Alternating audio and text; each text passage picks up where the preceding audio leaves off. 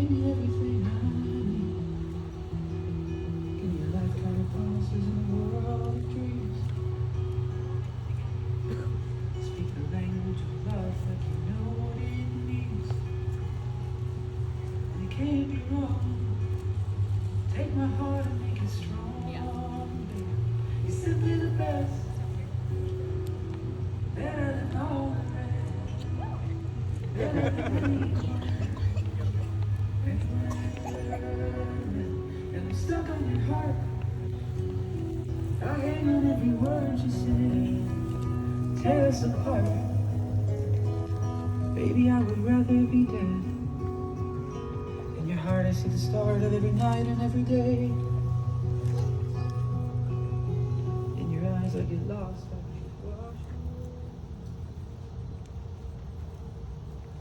Welcome.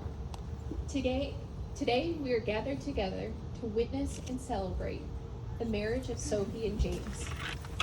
We come together not to mark the start of a relationship, but to acknowledge and strengthen a bond that already exists. This ceremony is a public affirmation of that bond, and as their dearest family and friends, it is our honor and privilege to stand witness to this event. While a wedding is a time that we come together to celebrate, it is also a day when we miss those who are no longer with us the most. Sophie and James each have family members whose memories they hold dear.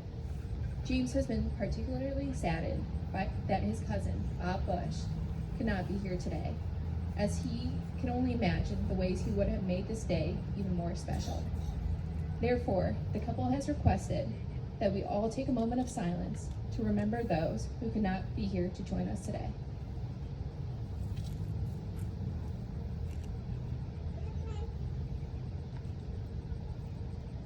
Thank you. Marriage is a bold step into an unknown future.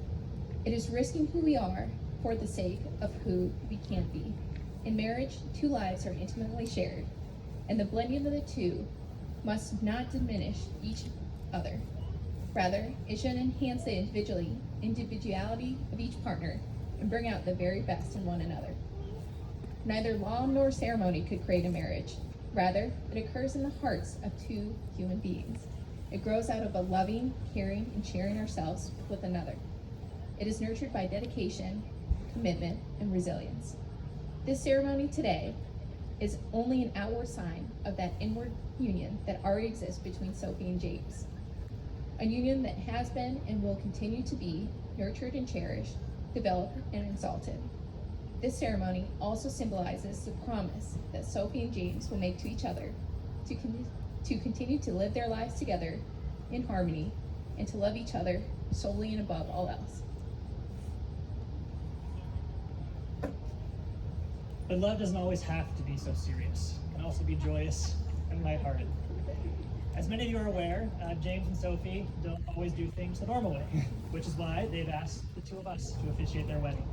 And in a similarly risky move, they have also, based on largely on overconfidence in some of their closest friends, asked them to share a reading on love. So at this point, we're going to hand off the mic to the wedding party to let them share what love means to them, starting with Kelly.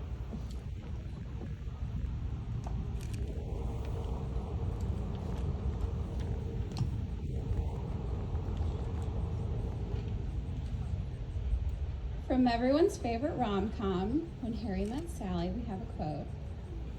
I love that you get cold when it's 71 degrees out. I love that it takes you an hour and a half to order a sandwich.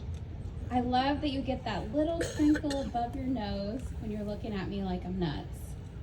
I love that after I spend the day with you, I can still smell your perfume on my clothes. And I love that you are the last person I want to talk to before I go to sleep at night. And it's not because I'm lonely, and it's not because it's New Year's Eve. I came here tonight because when you realize you want to spend the rest of your life with somebody, you want the rest of your life to start as soon as possible.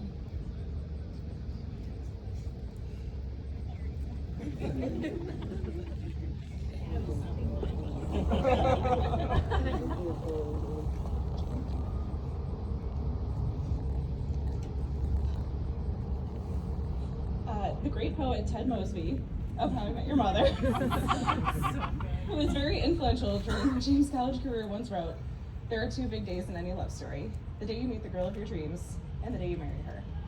And the iconic Barney Stinson always searched for that legendary love that James and Sophie have found. But I think Joe Rule said it best when he wrote, "What would I be without my baby? The thought alone might break me.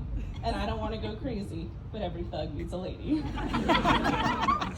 Since we met, it's been you and I. A tear for a tear, baby, an eye for an eye. And you know that my heart don't cry if you ever leave me lonely. Because you're not just my love, you my homie, who's gonna console me. I'm out of control. If this was our world, I'd be all yours. The thought alone might break me, and I don't want to go crazy, because every thug needs a lady. I feel like you, baby, because them eyes ain't lying, and you complete me, and I would die if you ain't with me. Gonna go on last.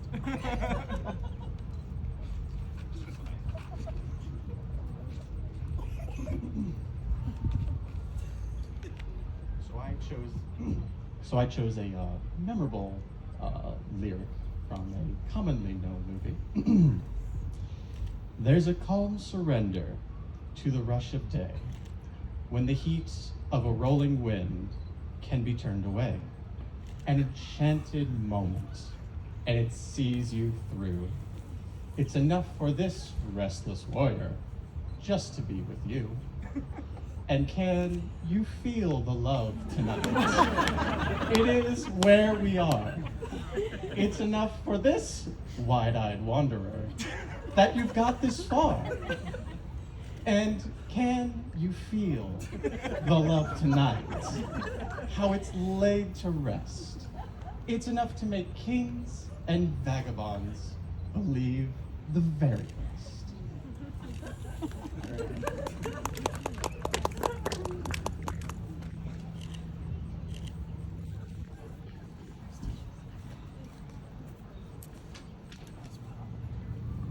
Hi. My parents have been married for almost 40 years. And they have a favorite Irish poet. His name is Seamus Heaney. His very Irish name. And he has a poem called Scaffolding, and I'm gonna read that to you now. I did not know your family calls you Seamus, but it's perfect. Okay. Masons, when they start upon a building, are careful to test out the scaffolding. Make sure that planks won't slip at busy points. Secure all ladders and tighten bolted joints. And yet all this comes down when the job's done, showing off walls of sure and solid stone. So if, my dear, there sometimes seems to be old bridges breaking between you and me, never fear, we may let the scaffolds fall, confident that we have built our wall.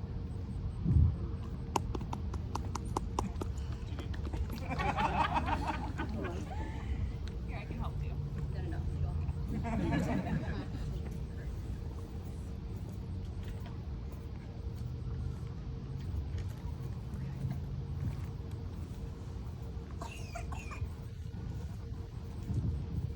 In 1960, Etta James released one of the greatest love songs of all time. It's been remembered by history because she put rhythm and words to a feeling that for many is hard to describe. Sophie and James, I hope you never forget what it feels like to be living in this very moment. And if you do, may these words remind you. At last, my love has come along. My lonely days are over, and life is like a song. Oh yeah, at last. The skies above are blue. My heart was wrapped up in clover the night I looked at you. I found a dream that I could speak to, a dream that I can call my own. I found a thrill to press my cheek to, a thrill that I had never known. Oh yeah. You smiled. Oh, and then the spell was cast. And here we are in heaven, for you are mine at last.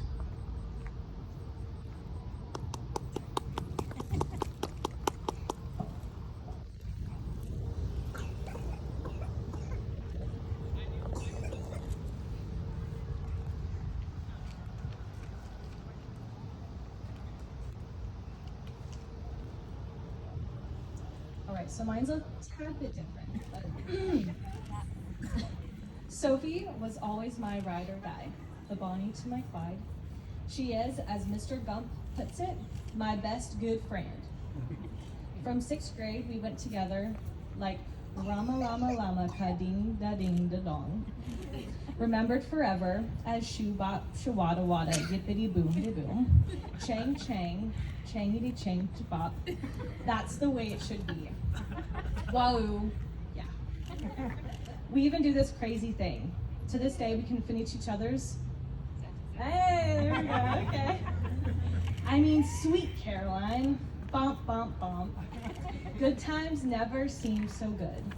I've been inclined to believe they never would. Oh, no. But then James came into her life, and now she is so happy and in love. And honestly, Mr. Miguel described his couple perfectly when he famously said, even when the sky comes falling, even when the sun don't shine, I got faith in you and I. So put your pretty little hands in mine. Even when you're down to the wire, babe, even when it's do or die, we could do it, baby, simple and plain, 'cause this love is a sure thing.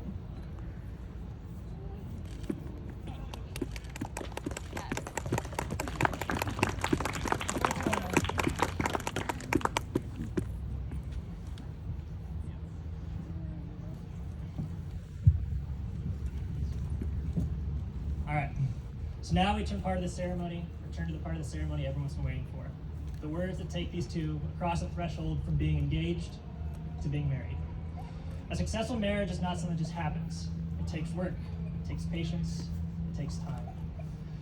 It takes a commitment from you both, a commitment to do what takes your relationship or makes your relationship thrive, not simply survive. However, before you declare your vows, tradition demands you make sure you're both here willingly. So, do you each take each other to be a lawfully wedded spouse, to travel life's road with them? Will you love them, laugh with them, comfort them, honor them, protect them, and forsaking all others, be faithful to them, as long as you both shall live? I do. Here we go. At this point, Sophie and James have both written their own vows, so we'll be reciting those, starting with Sophie.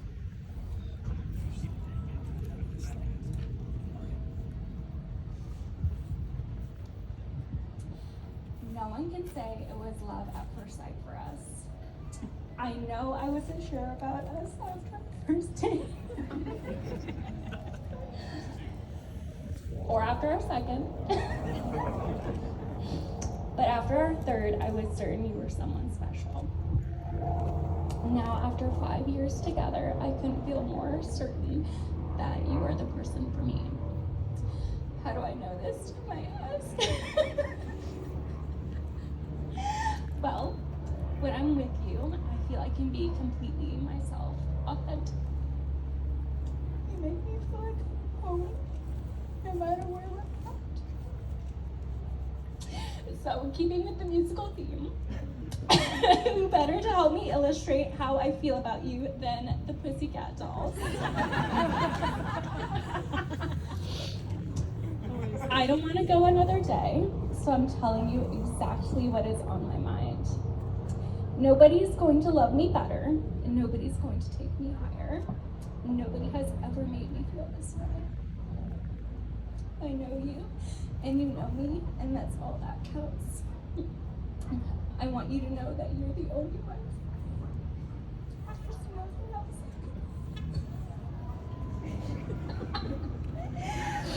Okay, now that it's clear how much I love and care about you, here is what I promise to you.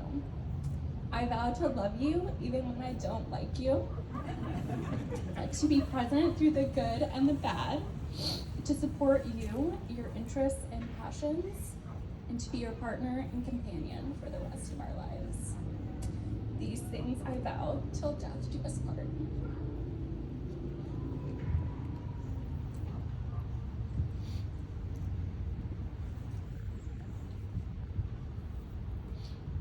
After nearly 5 years of working with my therapist, I think I'm now able to make a public expression of my emotions. Don't ask me to do this again. As I thought about what I should say today, I thought nothing could be better than to answer the question that you ask me every night, right before you fall asleep, but right after I've fallen asleep. I love you because. I love you because you're smart and witty. I love you because when we're together, we can light up a room with laughter. I love you because we both hate sports. I love you because we play video games together, we play board games together, and we have so many hobbies that we share. I love you because you supported me when I was in need. I love you because you make me happy. I love you because you love Ralph and you brought Louise into my life. I love you because you make me feel safe. And I love you because you make me feel that whoever I am, whoever I grow to be, I will always be loved by you. I love you because you always make time to listen to me, even when I'm going on hour-long ADHD tangents about my newest obsession or the newest thing that is shiny in my life. I love you because you encourage me to chase my passions, and I love you because we're equals. I love you because every day we talk and decide what we want our life and future to be. I love you because you're my other half, and when you're not around, it feels like something's missing. I love you, and I will not stop loving you, because my life has been better since the day I met you. You're my best friend, you're my soon-to-be wife.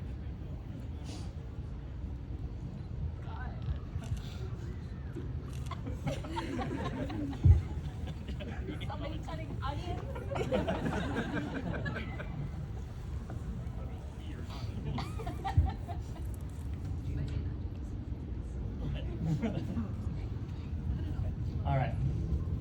So now, James, both of you place the rings on each other's fingers. Repeat after me. I give you this ring I give you this ring I give you this ring as a sign of my commitment as a sign of my commitment to share my life with you, to share my life. to share my life with you, to build our dreams together. to build our dreams together. This ring is a symbol of my promise to respect and love you. This ring is a symbol of my promise to love and respect you. It is a promise made in love, It's a promise made in love, kept by choice, kept by choice, lived in hope, lived in hope, and made new every day of our lives. and made new every day of our lives. Wear it with love and joy, Wear it with love and joy, as this ring has no end. as this ring has no end. My love is also forever. My love is also forever. And so now, with the power invested in me by the internet, it's my honor to declare you husband and wife. You may seal this declaration with a kiss. Woo!